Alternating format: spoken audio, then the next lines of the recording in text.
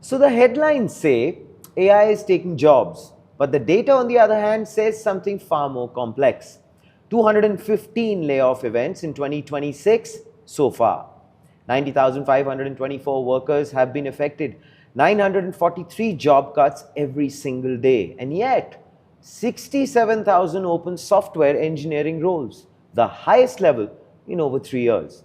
So I believe something does not add up. And joining me today on Front Page, helping us to probably understand this a lot better and well, breaking this down is our brilliant tech journalist, Siddharth Jindal, who's been tracking this very, very closely. Welcome to Front Page, Siddharth. How are you doing? Yeah, I'm doing good. Thank you for having me. Wonderful as always to have you on the show. I have to obviously start with the fact that, Mark Anderson is saying 25 to 75% large companies are overstaffed, point one. Second, Oracle's cash flow is at this given point in time negative because it's spent about $150 billion as far as the AI build out is concerned. As per Mark Anderson, he's saying it's not AI, it's overstaffing during the COVID era. So please, let's start, Siddharth, with you clearing the record. Is it an AI problem? Is it a COVID hiring problem? So kind of, it's a mix of both. So most of the analysts I spoke to, including like Constellation Research, so they also are saying the same thing, that during the COVID time, during the pandemic, most of the tech companies hired aggressively because at that time the capital was cheap, like VCs were going all in, and as you know, the remote work was there, so there was no spending on rent as well for these companies. So during that time there was overhiring, and so the analysts are saying this is the correction of that. It's an AI problem in the sense that these companies are now investing heavily on infrastructure and data centers. For that they need cash. So that's why we saw the announcement from Oracle where they laid off around 30,000 people. So the cash from that will be invested in building data centers for the 156 billion build out they have. So that's how it's a mix of both. Like it's not because the AI is automating the jobs, but instead like companies need cash to invest in AI. So it's more like a correction according to you. There was overstaffing definitely during COVID, and now that is being targeted, and a lot of the people who are now being removed, AI is now being utilized, or it's being utilized for an AI build out. It's I understood that correctly? It's for reallocation of capital, like instead of on workers, now that money will go for to build that infra for AI. Fair enough. That brings me to this point. Block, right? Block went from 10,000 employees to under 6,000. And they've hit, as far as the middle management is concerned, with something which is called player coaches, which is a new model, correct? So Siddharth, is the middle management position or layer the most exposed right now as far as AI is concerned because of AI? Yeah, definitely it's the most exposed layer right now because like managers are hired in the company to overlook after employees and to coordinate and to like take feedback and like to maintain the productivity of employees. So now like AI can do that task very efficiently. Like it can monitor what employees are up to and how their day going, and like employees can also go to them for like their doubts and like what are the next steps they can take. So like the highlight was the like Block announcement. Definitely it was one of the most headline making announcement where they laid off about 40% of people. And the concept of player coach is really interesting, where an employee is doing both the task of a developer and a manager. So he's lightly overlooking how their peers are performing. At the same time, he's writing code using AI. Like as we know, like using Cloud Code and GitHub Copilot, they can generate code at very at great speed, right? Great speed. And meanwhile, that extra time which they are now getting, they can use that. That is for the supervision. So that's the concept of player coach. And like during the Amazon layoff, where they laid off around 16,000 employees, so their announcement also said ki it's about the organization restructure where they can remove the bureaucratic layer. Before I move on, I have to ask you this. Do you feel that a lot of the other companies will also be replicating this? Both aspects, as far as what Mark Anderson said and as far as what Block has done. Do you see this actually being replicated across the board with a lot of other companies? Yeah, like Amazon did that, and like Block definitely started it. I'm definitely like yesterday you covered about like how there's a 1 billion startup. So correct. Yes, so there will be more. Which actually is not purely AI. So yeah, that was a little misleading. It was AI on top of various other functions. But in like larger organization, they are definitely going to be more lean, where like mid managers layer is going to be eliminated. feel, okay. Yeah, I definitely feel that. So that it is heading in that direction. Yeah, it is heading in direction. There will be managers, but not so much. Like there will be fewer managers who will be also doing the hardcore Understood. work with AI. Understood. Yeah. Which brings me to this thought. Meta cut 2,400 roles, Siddharth, while preparing to spend almost 115 to 135 billion dollars. Correct? Yeah. Now the point that I want to ask you is this: Salesforce is approaching 50 billion dollars in revenue. Okay, and it's still hiring. Then we have Benioff, who says the industry has the wrong explanation entirely.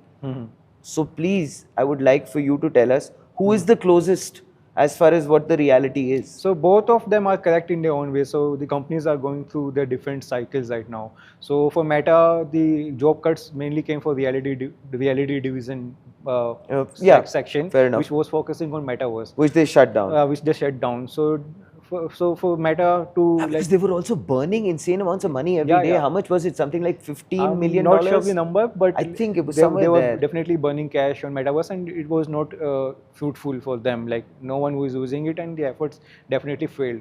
So that's why they laid off that division. So it makes sense for that Meta, and they can use that money for their data centers projects, which is according to reports they are going to spend around 600 billion by 2028.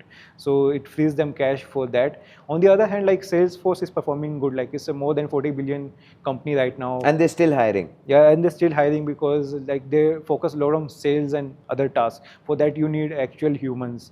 So like for Salesforce, in which the companies right now, it makes sense for them to hire, and that's why we are not seeing any layoff from their side.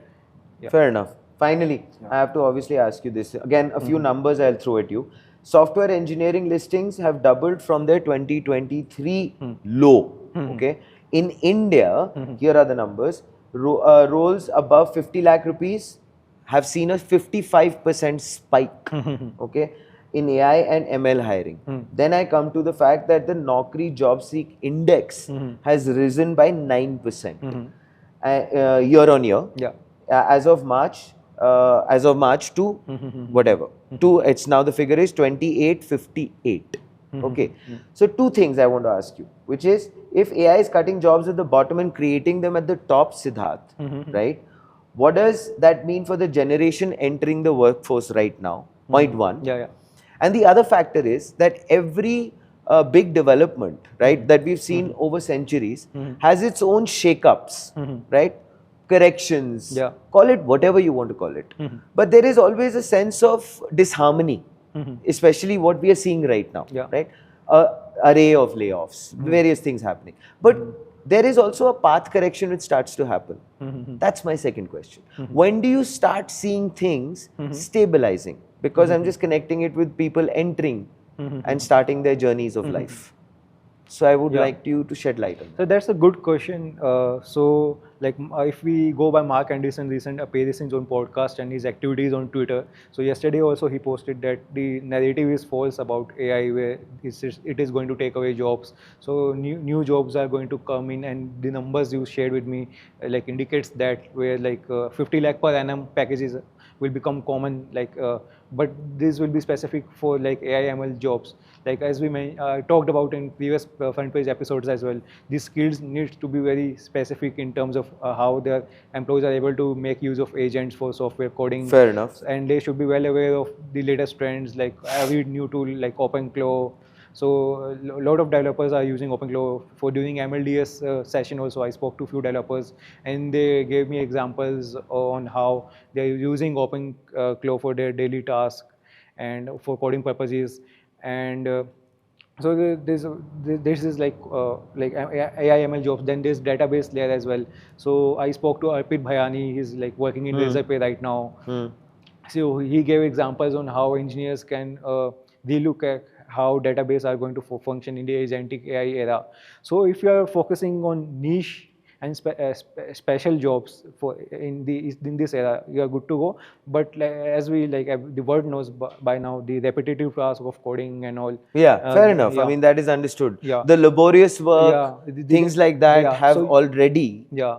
So like if I broadly say, like there's a database layer, there's agentic AI layer, then there's a hardware layer as well. Fair. A lot of jobs will be created on how like how well versed are you on the hardware section? Like It's a good point. yeah, like a lot of database Data centers. data centers are coming Correct. in India. Absolutely. So they need like a cooling speciality. Like we need engineers who know how we can make sure that Fair the GPUs point. will be cooled down and how. But not so much, no, Siddharth. I mean, in terms of the sheer volume of people required for doing those jobs, would not be that many. Because of, I'll tell you why am I saying that, is because a data center is, well, a fixed asset, correct?